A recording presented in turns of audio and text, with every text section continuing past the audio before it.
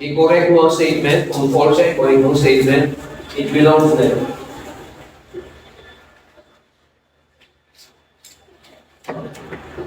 Multiple choice na i-arrange mo ang paragraph na belongs there.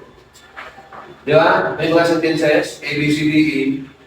Tapos i-arrange mo siya into an exact paragraph, exact thought, it belongs there.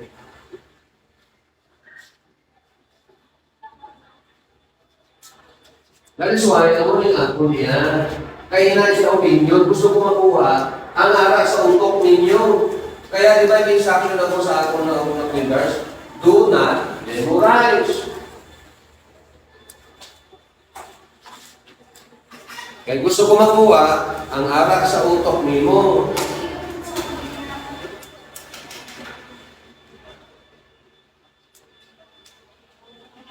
Klaro?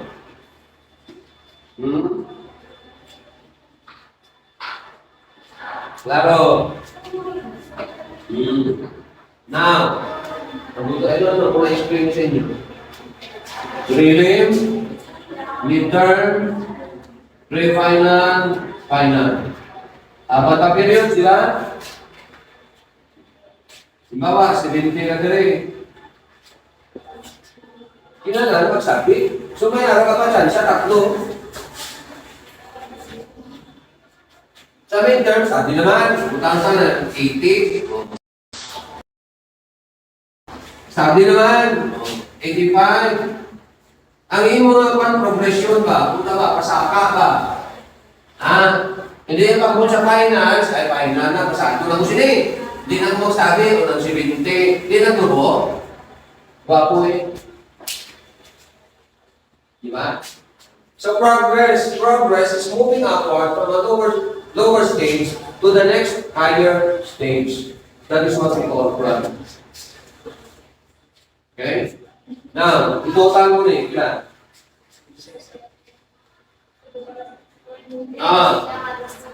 Average yan. 76.25 or 76.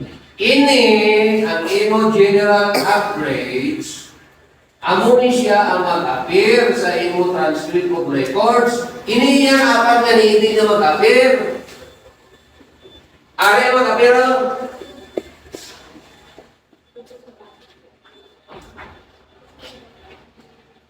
Kaya ang sa college na grades, hindi pa kami sa school. Di ba, school, first grade, third grade, fourth grade, ang muna, di ba, makakapagita na. Sa college yan, isa lang. Nandiyan ang average ng kapit. Okay? So, mula yung 7, ang average, ano mo sinin? Ha? Ano mo sinin mo? Pag nag-apply ng trabaho. Ha? Anong pinapakita mo? Pag nag-apply ng trabaho, yung grade mo,